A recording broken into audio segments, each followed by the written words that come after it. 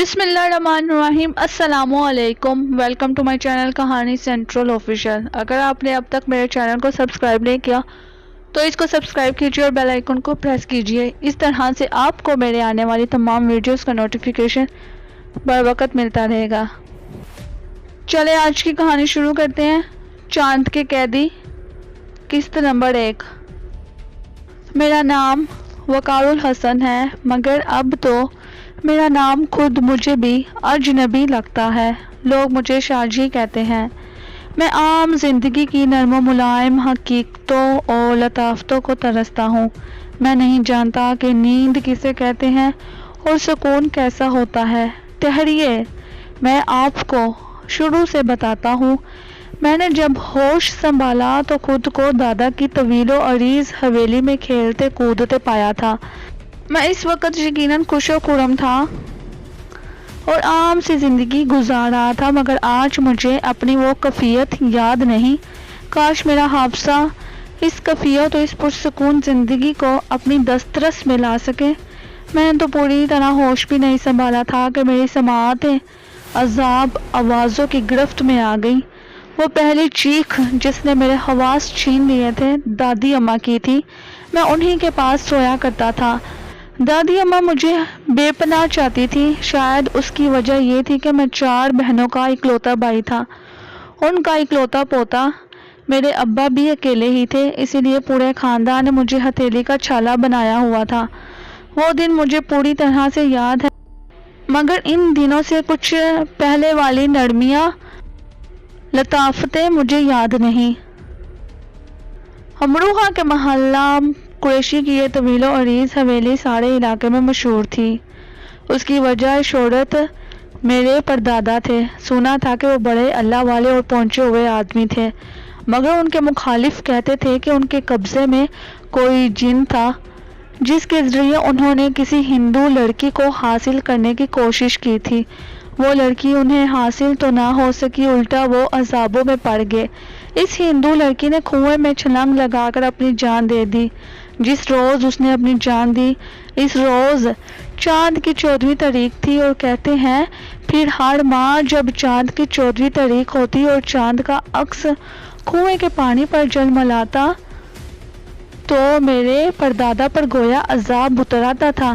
اس رات یوں لگتا تھا جیسے وہ صبح اپنے کمرے میں مردہ پڑے ملیں گے، مگر ہر دوسری صبح وہ بے ہوش ملتے اور جب چاند پر زردی چھاتی تو وہ ہوش میں آ جاتے۔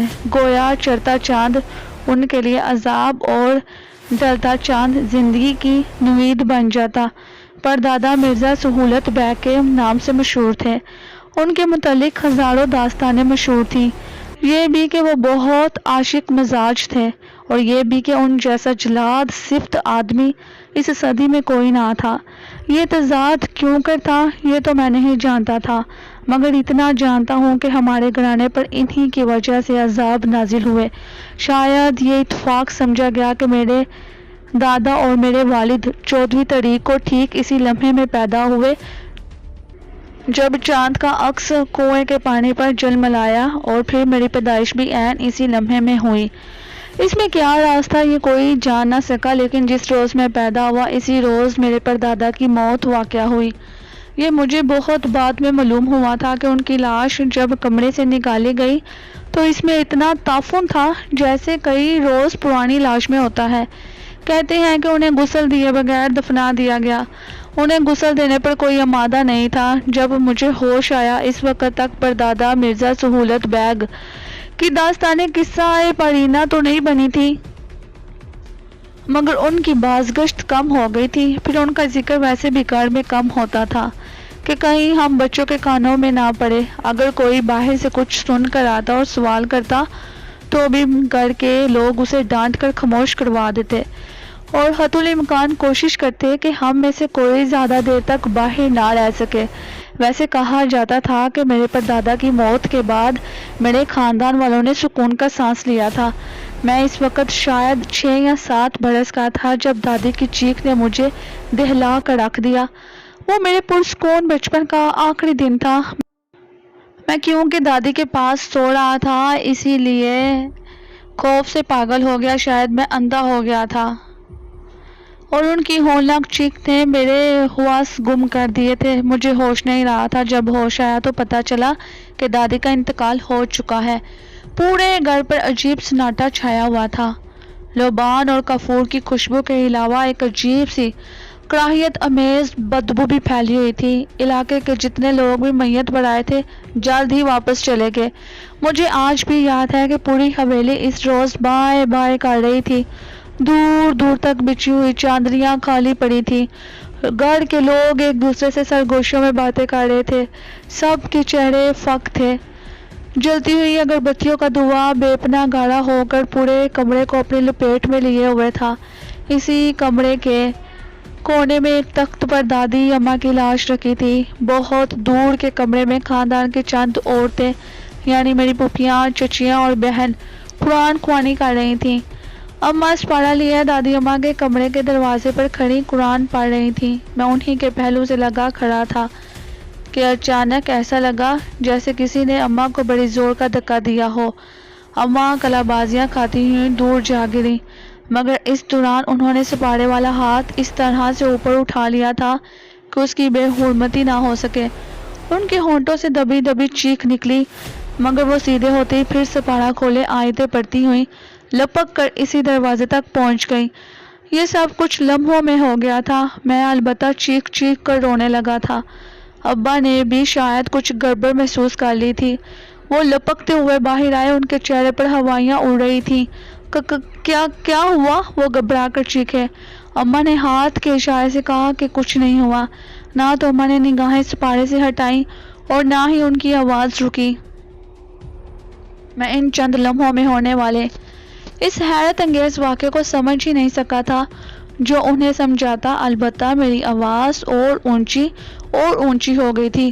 ابا نے مجھے گھسیٹ کر باہر لے جانا چاہا تو میں زمین میں لوٹ گیا، مگر باہر نہ گیا، بلکہ اماں کا دامن مضبوطی سے تھام لیا، جس پر اماں نے ایک ہاتھ سے مجھے خود سے لپٹا لیا اور گردن کے اشارے سے ابا کو منع کر دیا۔ اماں کا رنگ بالکل پیلا ہو رہا تھا، مگر وہ حیرت انگیز ضبط سے کام لے کر زور زور سے سپارہ پڑھ رہی تھی۔ یہاں ہونے والی گڑبڑ کو شاید زنان خانے میں بھی لوگوں نے محسوس کر لیا تھا۔ میری چچیاں سپارے ہاتھوں میں لیے زنان خانے کی چوکھٹ پر کھڑی حیرت سے اماں کو تک رہی تھیں۔ ان کے چہرے پر بلا کا خوف طاری تھا۔ اماں کی آواز بلند سے بلند تر ہوتی جا رہی تھی۔ میں نے محسوس کیا کہ اماں کی آواز کی لرزش رفتہ رفتہ کم ہوتی جا رہی ہے۔ اب وہ پہلے کی نسبت زیادہ صاف آواز میں تلاوت کر رہی تھی۔ کمرے کے اندر چند اگربتیوں کا گاڑھا دھواں چکراتا ہوا سامنے والے روشن دان کی طرف بڑھ رہا تھا۔ اس روشن دان سے دھوپ ایک لکیر کی صورت میں دادی اماں کے تخت پر پڑ رہی تھی اور اسی چمکیلی لکیر میں دھواں چکراتا ہوا اوپر اٹھ رہا تھا۔ یہ منظر مجھے بڑا اچھا لگا اور میں رونا بھول کر اسے بڑے انہماک سے دیکھنے لگا۔ چند ہی لمحوں بعد کمرہ دھوئیں سے خالی ہو گیا۔ اب مجھے دادی اماں کا چہرہ صاف نظر آ رہا تھا، مگر ان کا چہرہ دیکھ کر مجھے حیرت کا شدید جھٹکا لگا تھا۔ وہ اس وقت بہت بدصورت اور کالی لگ رہی تھی، جبکہ وہ بے حد گوڑی، نازک اور خوبصورت سی تھی۔ اماں نے لمحہ بھر کو نگاہ اٹھا کر میت کی طرف دیکھا اور بدستور سپارہ پڑھتی نہیں۔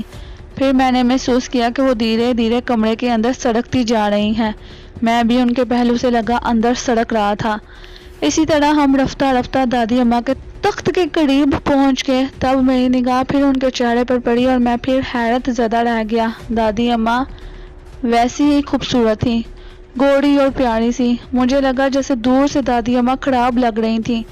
اس وقت میں اس اسرار کو سمجھ نہیں سکا تھا۔ میری چچیاں اور پھوپھیاں اب دادی اماں کے کمرے کے دروازے کی چوکھٹ تک آ چکی تھی۔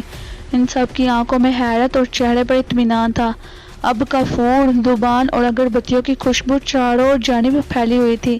دادی اماں کو دیکھ کر یوں لگ رہا تھا جیسے وہ سکون سے سو رہی ہو۔ پھر پتہ نہیں کیا ہوا، مردان خانے سے ابا، چچا، تایا اور دوسرے رشتہ دار مرد سبھی تیز تیز چلتے ہوئے دادی کے کمرے تک آ گئے۔ ان مردوں میں محلے کا کوئی افراد نہ تھا، اسی لیے گھر کی عورتیں وہیں کھڑی رہیں۔ تمام لوگ اماں کے ساتھ ساتھ مجھے بھی حیرت سے دیکھ رہے تھے۔ پھر ابا نے میری بڑی بہن سے کچھ کہا، وہ لپک کر ایک طرف چلی گئی۔ ذرا دیر بعد وہ لوٹی تو ان کے ہاتھ میں پانی کا کٹورا تھا۔ انہوں نے ڈرتے ڈرتے کمرے میں قدم رکھا اور سہمی ہوئی اماں کے قریب آ گئیں۔ ان کی نگاہیں دادی کے چہرے پر جمی ہوئی تھیں۔ اماں اب بہت زور سے تلاوت کر رہی تھیں۔ ان کے چہرے پر زلزلے کے سے آثار تھے، زبان لڑکھڑانے لگی تھی، آنکھیں سرخ ہو کر دہتے انگارے کی سی ہو گئی تھیں، اور تبھی سپارہ ختم ہو گیا۔ وہ تخت کے پائے پر سر رکھ کر ہانپنے لگی۔ جہانی آپا نے بڑھ کر پانی کا کٹورا ان کے خشک ہونٹوں سے لگا دیا، جسے انہوں نے بڑی بے صبری سے پی لیا، اور پھر وہیں ڈیڑھ ہو گئی۔ اماں شاید بے ہوش ہو چکی تھیں، اسی لیے سارے گھر میں شور مچ گیا۔ کوئی پنکھا چلنے لگا، کوئی پانی کے چھپاکے مارنے لگا۔ ابا دوڑ کر باہر نکل گئے۔ چند لمحوں بعد واپس آئے تو مولوی چاچا ان کے ساتھ تھے۔ یہ مولوی صاحب محلے کی مسجد میں اذان دینے کے علاوہ لوگوں کو قرآن کا درس بھی دیا کرتے تھے۔ وہ سہمے ہوئے تھے، مگر پھر بھی وہ آیتوں کا ورد کرتے ہوئے دادی والے کمرے میں داخل ہو گئے۔ کسی نے دادی کے منہ پر چادر ڈال دی تھی، عورتوں نے دوپٹے میں منہ چھپا لیے تھے۔ جہانی آپا نے اماں کے اوپر بھی ہلکی سی چادر ڈال دی تھی اور چہرے پر دوپٹہ ڈال دیا تھا۔ مولوی صاحب نے اماں کی نبض بھی دیکھی، وہ حکیم بھی تھے۔ چند لمحے کچھ بڑبڑاتے رہے، پھر پانی مانگا، پانی کے کٹورے پر کچھ پڑھ کر پھونکا اور اس پانی کے چھینٹے اماں کے چہرے اور جسم پر ڈالے۔ پھر وہی کٹورا لے کر پورے کمرے میں چکر لگانے لگے۔ وہ منہ ہی منہ میں کچھ پڑھ رہے تھے، ساتھ ساتھ پانی کے چھینٹے پورے کمرے میں بکھیر رہے تھے۔ میں اماں کے پہلو سے لگا بیٹھا یہ ساری کارروائی دیکھ رہا تھا۔ اسی لمحے اماں کے جسم میں جنبش ہوئی، لوگوں کی سرگوشیاں تیز ہو گئی اور مولوی صاحب مسکرا کر باہر نکل گئے۔ آپ کی بیگم بڑی ہمت والی خاتون ہے مرزا صاحب، انہوں نے مسکرا کر ابا سے کہا۔ میرا خیال ہے کہ اب سب ٹھیک ہے، آپ میت کے غسل کا انتظام کیجیے۔ اتنا کہہ کر وہ مردان خانے کی طرف بڑھ گئے۔ اماں اب اٹھ کر بیٹھ چکی تھی۔ انہوں نے سب سے پہلے دادی کے چہرے سے چادر اٹھا کر دیکھا، پھر پورے کمرے پر نگاہ ڈالی اور الحمدللہ کہتے ہوئے کھڑے ہو گئی۔ پھر میں بھی باہر چلا گیا، یا شاید مردان خانے میں، کیونکہ مجھے یاد نہیں کہ دادی کو کس نے نہلایا اور کس نے کفن پہنایا۔ ہاں اتنا یاد ہے کہ مولوی صاحب محلے کے کچھ مردوں کو لے کر آئے تھے، مگر محلے کی عورتوں نے ہمارے گھر آنے سے انکار کر دیا تھا۔ اس بات کا علم مجھے رشتہ دار عورتوں کی گفتگو سے ہو گیا تھا۔ دادی کے جنازے میں بہت کم لوگ تھے، البتہ محلے کے ہر دریچے میں، ہر دروازے پر اور ہر کھڑکی میں عورتیں نظر آ رہی تھیں۔ دادی کے انتقال کے بعد ساری حویلی میں سناٹا سا چھا گیا تھا، ورنہ ان کی زندگی میں بڑی رونق ہوا کرتی تھی۔ محلے بھر کی عورتیں ان سے ملنے آیا کرتی تھیں، مگر جانے پھر کیا ہوا کہ عورتوں نے آنا چھوڑ دیا۔ اماں نماز روزے کی بڑی پابند تھیں۔ صبح اٹھ کر قرآن کی تلاوت کرنا ان کے معمولات میں سے ایک تھا۔ ہم سب کی آنکھ تلاوت کی آواز پر ہی کھلا کرتی تھی۔ اماں سبھی کو نماز روزے کی پابندی کا درس دیتی تھی۔ ہم بہن بھائی تو ان کے حکم کی تعمیل کرتے تھے، مگر گھر کے دوسرے افراد پر ان کا بس نہ تھا۔ خاص طور پر میری دونوں پھوپھیاں ہمیشہ اماں کی باتوں کا برا مانا کرتی تھیں۔ اس روز صبح دادی کے کمرے کی صفائی کروا کر وہاں کلمے کی 10 تسبیحاں پڑھا کرتی تھیں اور پھر اگربتی سلگا کر دروازہ بند کر دیا کرتی تھیں۔ ابا نے مجھے مقامی اسکول میں داخل کروا دیا تھا۔ شام کو میں مولوی صاحب سے قرآن کا درس لیا کرتا تھا اور رات کو اماں مجھ سے آیتیں سنا کرتی تھی۔ یہ اماں کی تربیت کا نتیجہ تھا کہ میں نماز اور روزے کا پابند ہو گیا تھا۔ خدا کے ذکر سے مجھے سکون ملنے لگا تھا۔ ابا علاقے کے بڑے زمینداروں میں سے ایک تھے۔ دادا پر دادا نے بڑی زمینیں چھوڑی تھی۔ وہ تو مجھے تعلیم دلوانے پر رضامند نہ تھے، مگر اماں کی ضد کی وجہ سے انہوں نے مجھے اسکول میں داخل کروا دیا تھا۔ انہی واقعات کی وجہ سے میری دونوں پھوپھیوں کے رشتے نہیں آتے تھے اور وہ 30-35 برس کی ہو چکی تھیں۔ چچا کی شادی مراد آباد میں ہوئی تھی، شاید اسی لیے ان کا گھر بس گیا تھا، مگر چچیاں زیادہ تر میکے میں ہی رہتی تھیں، بلکہ اب تو انہوں نے حویلی میں اپنے شوہروں اور بچوں کو بھی رہنے سے منع کر دیا تھا۔ میرے دونوں چچا مراد آباد میں ہی رہتے تھے، تایا لکھنؤ میں تھے۔ اتنی بڑی حویلی میں صرف ابا اور ہم لوگ دادی کے پاس رہتے تھے۔ دادی کی موت کی وجہ سے دونوں چچا اور تایا آ گئے تھے۔ دادی کے انتقال کے بعد ذرا سا سکون ہو گیا تھا۔ 4-5 برس گزر گئے، دونوں پھوپھیاں اب بوڑھی ہو رہی تھیں۔ اماں ان کی طرف سے بڑی پریشان رہتی تھیں۔ اس دوران میں چھوٹی پھوپھی کے لیے رشتہ آ گیا۔ ان کے سسرال کا تعلق دلی سے تھا۔ انہیں لوگوں نے بھڑکانے کی بہت کوشش کی، مگر ذیشان صاحب جو میرے ہونے والے پھوپھا تھے ان باتوں کے قائل نہ تھے، اور ہمارے گھر والوں نے انہیں قائل کرنے کی کوشش بھی نہیں کی کہ کسی نہ کسی طرح سے پھوپھی اپنے گھر کی ہو جائے۔ سادگی سے نکاح کر کے انہیں رخصت کر دیا گیا۔ ابا نے جہیز کی بجائے انہیں زمین کا ایک ٹکڑا اور نقد رقم دی تھی۔ وہ لوگ نکاح کے فوراً بعد دہلی کے لیے روانہ ہو گئے۔ ہم سب نے سکھ کا سانس لیا۔ اماں تو اس رشتے پر بے پناہ خوش تھی، مگر دوسرے ہی دن ہمارے گھر میں پھر قیامت مچ گئی۔ دلی سے تاڑ آ گیا کہ میری پھوپھی اور پھوپھا دونوں کو پہلی رات ہی سانپ نے ڈس لیا۔ اب پھر ہمارے گھر سے ایک جنازہ نکلنا تھا،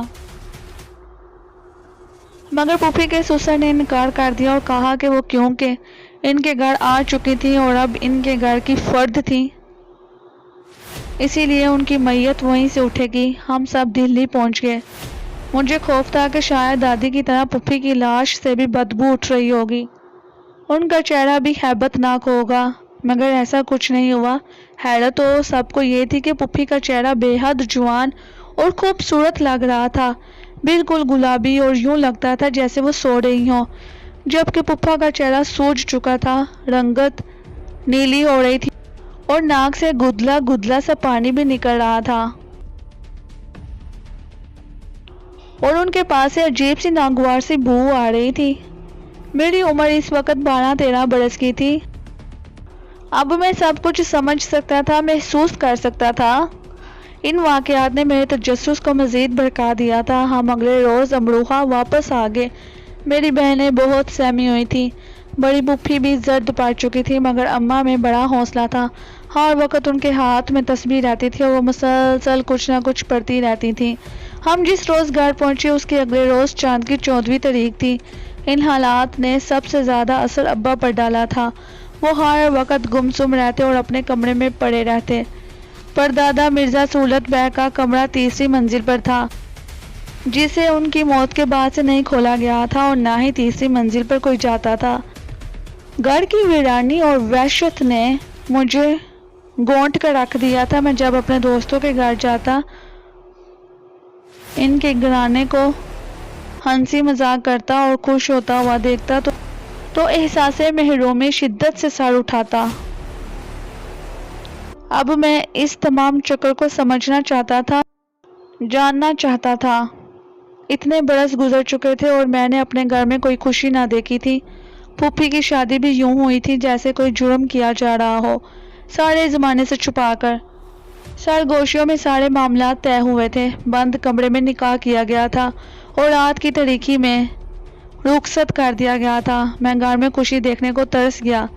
یہ اماں کا ہی دم تھا کہ وہ اب تک اس حویلی کو آباد کیے ہوئے تھی۔ اب میں سوچتا ہوں کہ اماں نہ ہوتی تو کیا ہوتا۔ میں اس وقت 8ویں جماعت میں تھا۔ ابا کا ارادہ تھا کہ وہ مجھے دہلی یا علی گڑھ ہاسٹل میں بھیج دے تاکہ ان کی نسل آگے بڑھ سکے۔ اب خاندان میں میرے سوا کوئی لڑکا نہ تھا۔ بڑے چچا بے اولاد تھے۔ چھوٹے چچا کا ہر بچہ پیدا ہونے سے پہلے ہی مر جاتا تھا۔ تایا کی ایک بیٹی تھی جو صحت مند نہیں تھی، اور اب ان کے سینے پر کسی باری سل کی طرح سے دڑی ہوئی تھی۔ بولتے ہوئے بھی اس کی زبان لڑکھڑاتی تھی۔ ہاں، تو میں بتا رہا تھا کہ پھوپھی کے مرنے کے بعد جب ہم حویلی پہنچے تو اگلے روز چاند کی 14ویں تاریخ تھی۔ ابا شام سے ہی بڑے بے چین تھے۔ وہ 13ویں کی تمام رات صحن میں ٹہلتے رہے۔ اماں، بہنیں، پھوپھی سب پریشان رہیں۔ ایک تو پھوپھی کی موت نے سبھی کو صدمے سے بے حال کیا ہوا تھا، پھر ابا کی کفیت اور 14ویں رات کا خوف ہماری پوری حویلی پر چھایا ہوا تھا۔ اماں رات بھر قرآن کی تلاوت کرتی رہیں۔ میں ان کے قریب ہی بیٹھا جائے نماز بچھائے تسبیح پڑھتا رہا۔ اگلا دن نکلتے ہی ابا کی حالت بگڑ گئی۔ انہیں سویرے زبردستی بستر پر لٹایا گیا تھا۔ شام ڈھلے تک انہیں بری طرح سے بخار چڑھ چکا تھا۔ میں ڈاکٹر کو لایا۔ اس نے اچھی طرح سے معائنہ کیا، مگر بخار چڑھنے کا سبب نہ جان سکا۔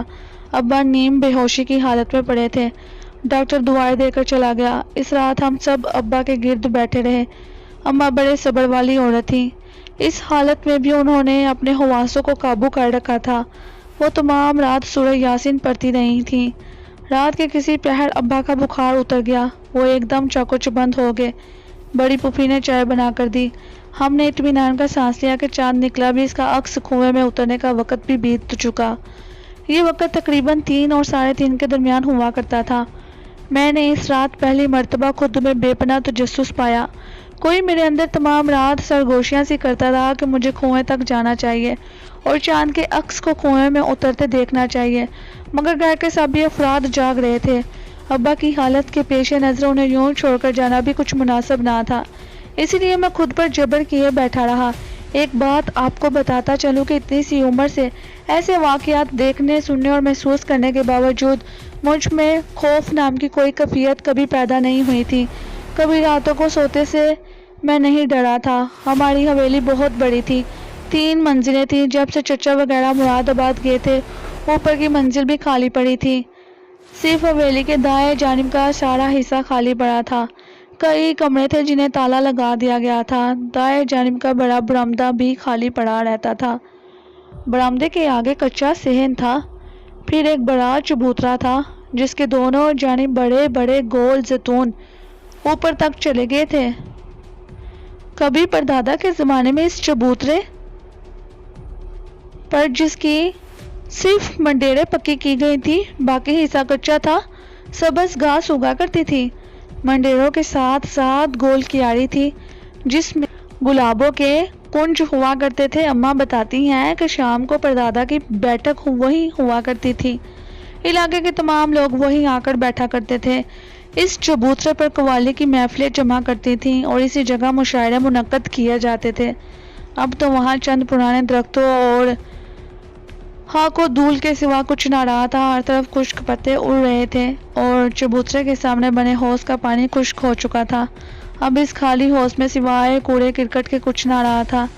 اس لمبی چوڑی حویلی میں اس زمانے میں اتنے نوکر تھے جو چپا چپا صاف کر دیا کرتے تھے، مگر ان خوفناک واقعات کے بعد اس حویلی کی تمام رونقیں دھیرے دھیرے ختم ہوتی چلی گئی تھی اور آج یہاں سوائے وحشت اور ویرانی کے یا چند نفوس کے خوفزدہ چہروں کے کچھ بھی نہ رہا تھا۔ اس وقت بھی چند خوفزدہ لوگ ابا کے ارد گرد بیٹھے تھے۔ ابا چائے پینے کے دوران بھی مجھے غور سے دیکھ رہے تھے۔ ان کی آنکھوں میں اس وقت بے پناہ چمک تھی۔ چائے کی پیالی خالی کر کو انہوں نے پھوپھی کے ہاتھ میں دے دی اور ان سے کہا، بچوں کو لے کر اپنے کمرے میں جاؤ۔ میں ابا اور اماں کو چھوڑ کر کہیں نہیں جانا چاہتا تھا، مگر ابا کے حکم کی تعمیل کے سوا چارہ نہ تھا، اسی لیے یہ بات سنتے ہی بہنوں کے ساتھ اٹھ کھڑا ہوا۔ وقار الحسن، ابا کی گونجدار آواز نے میرے قدم تھام لیے۔ جی ابا، میں نے پلٹ کر انہیں سوالیہ نگاہوں سے دیکھا۔ تم ٹھہرو، تم سے کچھ باتیں کرنا ہے۔ اماں نے انہیں ٹوکا دیا۔ ارے جانے دے، بچہ ساری رات کا جاگا ہوا ہے۔ نہیں صدیقہ بیگم، یہ بات آج نہ ہو سکی تو پھر کبھی نہ ہو سکے گی، ابا نے عجیب سے انداز میں کہا۔ میں جٹ ان کے قریب آ بیٹھا۔ اس میں میرے تجسس کا بے پناہ دخل تھا۔ نامعلوم کیوں مجھے لگا جیسے ابا کسی راز سے پردہ اٹھانے والے ہیں۔ اماں کے چہرے پر خوف پھیل گیا۔ بہنیں بھی پلٹ کر دیکھنے لگی۔ جاؤ تم لوگ، ابا نے انہیں دروازے میں کھڑے دیکھ کر جھڑکا۔ وہ سب چپاک سے باہر نکل گئیں۔ ابا آہستگی سے لیٹ گئے اور چھت کو تکنے لگے۔ وقار الحسن، چند لمحوں بعد ابا گویا ہوئے، تم اس خاندان کے آخری بیٹے ہو۔ میں نہیں چاہتا کہ میرا نام لیوا بھی شکنتلا کے انتقام کی بینٹ چڑھ جائے، اسی لیے میری بات بہت غور سے سنو۔ کیا کہہ رہے ہیں آپ؟ اماں پھٹ پڑی۔ اتنے سے بچے کو وہ ڈر جائے گا۔ نہیں اماں، میں نہیں ڈرتا، میں نے بے خوفی سے جواب دیا اور ابا کی طرف پلٹ پڑا۔ آپ بتائیے ابا، مجھے ڈر نہیں لگتا۔ شاباش بیٹے، تجھے ڈرنا بھی نہیں چاہیے، تیرے ساتھ بہت بڑی طاقت ہے خدا کی۔ کبھی بھی خوفزدہ نہ ہونا بیٹا، اور اپنے خاندان کو اس عذاب سے نجات دلانا۔ تو ایسا کر سکتا ہے بیٹا۔ سن، وہ شکنتلا تھی، سوامی جوگن ناتھ کی بیٹی، خوبصورت چاندنی سے گندی ہوئی وہ لڑکی۔ میرے دادا نے اسے حاصل کرنے کے لیے بڑی کوششیں کی تھیں، مگر جب وہ رام نہ ہوئی تو اسے اٹھوا لیا۔ اس حویلی کی 3ری منزل کے ایک کمرے میں اسے قید کر دیا۔ ہفتوں اس لڑکی کا کسی کو پتہ نہ چلا۔ پھر ایک روز جب دادا اس کے کمرے میں داخل ہوئے تب وہ کمرے سے نکل کر بھاگ گئی۔ اس کے دونوں پیروں میں چاندی کے 2 کڑے تھے۔ ایک کڑا تو دادا کے کمرے میں پڑا مل گیا، مگر دوسرا کڑا خدا جانے کہاں چلا گیا۔ وہ پہاڑے باغ سے ہوتے ہوئی اسٹیشن کے راستے میں آنے والے کنویں تک پہنچ گئی اور اس نے اس کنویں میں چھلانگ لگا دی۔ 14ویں کی رات تھی اور اس وقت چاند کا عکس کنویں کے اندر پانی میں تیر رہا تھا اور بیٹا اب وہ چاند کے تیرتے ہوئے اسی عکس میں قید ہے۔ صبح یہ خبر آگ کی طرح علاقے میں پھیل گئی۔ لوگوں نے کنویں سے اس کی لاش نکالنا چاہی، مگر ہر ڈول کے ساتھ چاندی جیسے چمکدار اور زہریلے سانپ آتے رہے، اس کی لاش نہ ملی۔ پہلے ہی روز کے بعد لوگ اتنے خوفزدہ ہوئے کہ انہوں نے اس راستے سے گزرنا چھوڑ دیا۔ کنویں کو پاٹنے کی کوشش بھی کی گئی مگر کوئی بھی اس میں کامیاب نہ ہو سکا۔ میں یہ نہیں جانتا کہ ان لوگوں کے ساتھ کیا ہوا تھا، بس یہ جانتا تھا کہ یہاں تو ایسا سوچنے والا مر جاتا تھا یا اس کے ساتھ کوئی حادثہ پیش آ جاتا تھا، پھر وہ دوبارہ علاقے میں نظر نہیں آتا تھا۔ سوامی جوگندر ناتھ شکنتلا کی خودکشی کا سن کر ہی دیوانے سے ہو گئے تھے۔ دادا پر اغوا کا مقدمہ دائر کر دیا تھا، مگر لاش نہ ملنے کی وجہ سے انہیں باعزت بری کر دیا گیا۔ مقدمہ دائر ہونے اور پھر ان کی رہائش کا فیصلہ ہونے تک کوئی ایسی ویسی بات نہ ہوئی، مگر اس فیصلے کے اگلے روز اس جج کی خودکشی کی خبر آ گئی۔ اس نے اپنے گھر کے آنگن میں لگے درخت سے لٹک کر خودکشی کر لی تھی، اور وہ لمحہ 14ویں کی رات کا وہی لمحہ تھا جب چاند کا عکس پانی میں اترتا ہے۔ اس کے بعد سے ہمارے خاندان پر یہ عذاب نازل ہونا شروع ہو گیا۔ شکنتلا کے پیروں کا یہ کڑا ایک اہم ثبوت تھا جسے دادا نے بڑی ہوشیاری سے چھپائے رکھا۔ یہ مجھے تمہارے دادا نے دیا تھا جنہیں یہ کڑا 236 سے ملا تھا۔ میں نے بہت کوشش کی کہ مجھے سوامی جی کا پتہ چل جائے اور میں ان کو یہ کڑا دے کر اپنے دادا کے جرم کا اعتراف کر لوں، مگر وہ تو یہاں سے ایسے غائب ہوئے کہ کچھ پتہ ہی نہ چلا۔ دادا کی موت چاند کی 14 تاریخ کو ہوئی تھی۔ اسی رات میں نے تیسری منزل پر ایک سایہ سا منڈلاتا ہوا دیکھا تھا جو کسی جوان لڑکی کا تھا جو اچانک رونے لگتا تھا۔ میں بھی تمہاری طرح دلیر تھا وقار الحسن، اسی لیے اس سائے کے پیچھے اوپر چلا گیا۔ وہ سایہ ایک خوبصورت عورت کا تھا اور دادا کے کمرے کی طرف بڑھ رہا تھا۔ میں دادا کے کمرے میں جانا چاہتا تھا مگر اسی وقت میرے والد یعنی تمہارے دادا مجھے پکارتے ہوئے سیڑھیوں تک آ گئے اور میں ڈر کر نیچے چلا آیا۔ پھر اسی رات کے کسی پہر دادا انتقال کر گئے۔ ابا اتنا کہہ کر لمحے بھر کو رک گئے۔ میں بڑے انہماک سے سن رہا تھا۔ یہی سب کچھ تو میں تفصیل سے جاننا چاہتا تھا۔ اب تک جو کچھ میں جان پایا تھا وہ لوگوں کی باتیں، گھر والوں کی سرگوشیاں یا افواہیں تھیں، یا وہ جو کچھ تھا جو میں نے دیکھا اور محسوس کیا تھا، مگر میرے دادا کی زندگی کے اصل واقعات اور بالخصوص یہ سنسنی خیز واقعات جان لینے کی خواہش اب پوری ہو رہی تھی۔ پھر ابا، میرا تجسس بول اٹھا، ان کے انتقال کے بعد بڑا سکون ہو گیا تھا بیٹا، ہم سب نے سکھ کا سانس لیا تھا، حویلی کی رونقیں لوٹ آئی تھیں۔ تمہارے دادا دوسرے قسم کے آدمی تھے، وہ بڑے نرم مزاج اور شریف آدمی تھے۔ یہاں انہیں ہر مذہب کے لوگ پسند کرتے تھے۔ شاید اسی وجہ سے کئی برس تک کوئی واقعہ پیش نہیں آیا، مگر پھر اچانک ہی حویلی میں عجیب عجیب سے واقعات ہونے لگے۔ ہر شخص کو یہاں سیڑھیوں پر منڈلاتی ایک لڑکی نظر آنے لگی جو کبھی کبھی دھیمی آواز میں رونے لگتی۔ یہ لڑکی ہمیشہ 13ویں اور 14ویں کی شب کو حویلی میں چکراتی محسوس ہوتی۔ رفتہ رفتہ یہاں کے ملازمین بھاگنے لگے، باتیں محلے میں پھیلنا شروع ہوئیں تو محلے والوں کو پچھلے تمام واقعات یاد آ گئے اور پھر ہم تنہا رہ گئے۔ پھر ایک رات میرے والد کی حالت خراب ہو گئی، انہوں نے مجھے بلایا اور یہ کرا دیا۔ پھر مجھے یہ تمام واقعات تفصیل سے بتائے اور یہ بھی بتایا کہ میرے دادا نے کسی لڑکی کو اغوا کرنے اور اسے قید میں رکھنے کے دوران اس کے محبوب کو بھی قتل کر دیا تھا، اس کی لاش بھی کہیں چھپا دی تھی۔ وہ لڑکی اسی لڑکے کی لاش ڈھونڈنے آتی ہے، اور یہ بات خود اسی لڑکی کی روح نے میرے والد صاحب سے کہی تھی۔ میرے والد نے پکا ارادہ کیا تھا کہ وہ اس لڑکے کی لاش ڈھونڈ لیں گے، مگر وہ ایسا نہ کر سکے کیونکہ اماں نے انہیں ایسا کرنے سے روک دیا تھا۔ وہ حویلی کی کھدائی پر آمادہ نہیں تھی اور والد صاحب نے اس لڑکی کی روح سے جتنے عرصے کا وعدہ کیا تھا وہ وقت بیتتا جا رہا تھا اور وہ وعدہ نبھانے میں ناکام ہو رہے تھے، اور اس کا سبب صرف اماں تھی۔ یعنی دادی؟ میں نے ان کی بات کاٹ کر پوچھا۔ ہاں تمہاری دادی، اور اسی وجہ سے تم نے دیکھا کہ ان کی موت گلے میں کسی اندیکھی رسی کا پھندا پڑنے سے ہوئی، اور ان کی لاش کی بھی وہی کیفیت ہوئی تھی جو میرے دادا کی لاش کی ہوئی تھی۔ اگر تمہاری ماں کا حوصلہ نہ ہوتا تو شاید انہیں بغیر غسل کے دفن کر دیا جاتا۔ بہرحال بیٹا، شکنتلا نے کبھی مجھ سے رابطہ نہیں کیا۔ وہ مجھے نظر تو کئی بار آئی، بڑی بے چین، بڑی بے کل، اور اس کی سسکیاں بھی میرے لیے عذاب بنی رہی، مگر میں نہ اس سے بات کر سکا اور نہ جان سکا کہ میں اس کی روح کو کس طرح سے سکون دے سکتا ہوں۔ لیکن یہ جانتا ہوں کہ وہ انتقام میں دیوانی ہو رہی ہے۔ اس نے ہمارے پورے خاندان کو تباہ برباد کر دیا ہے۔ بیٹا، اگر ہو سکے تو سوامی جی کو تلاش کر کر یہ کڑا انہیں دے دینا اور اپنے پردادا کے جرم کا اعتراف کر لینا۔ میں نہیں جانتا کہ وہ کہاں ہے، مگر شاید تم انہیں تلاش کر سکو اور یہ اپنے پاس رکھ لو۔ اتنا کہہ کر ابا نے چاندی کی ایک چھوٹی سی ڈبیا میری جانب بڑھا دی۔ اس میں تویز ہے بیٹا، یہ تمہاری حفاظت کرے گا، اسے خود سے جدا نہ کرنا۔ ابھی ابا نے اتنا ہی کہا تھا کہ میں نے اماں کو چونکتے ہوئے دیکھا۔ ان کی نگاہیں بائیں جانب کی کھڑکی پر لگی ہوئی تھیں۔ باہر گہرا اندھیرا چھایا ہوا تھا۔ وہ لپک کر کھڑکی کی طرف بڑھی۔ میں چاندی کی وہ ڈبیا ہاتھ میں دبائے ان کے پیچھے لپکا، اور میں نے پہلی بار وہاں ایک سایہ دیکھ لیا۔ وہ سفید ساڑی میں لپٹی کسی دبلی پتلی سی لڑکی کا سایہ تھا، اور وہ رونے کی بجائے دبی دبی آواز میں ہنس رہی تھی۔ اس کے چہرے پر درخت کا سایہ تھا، اس لیے میں اس کے نقوش نہیں دیکھ سکا تھا، جبکہ اس کا پورا بدن چاندی میں صاف نظر آ رہا تھا۔ اس کی ہنسی سن کر یوں لگا تھا جیسے قریب کے مندر میں کسی حاجت مند نے گھنٹیاں بجا دی ہوں۔ میں اور اماں حیرت سے اسے دیکھ رہے تھے۔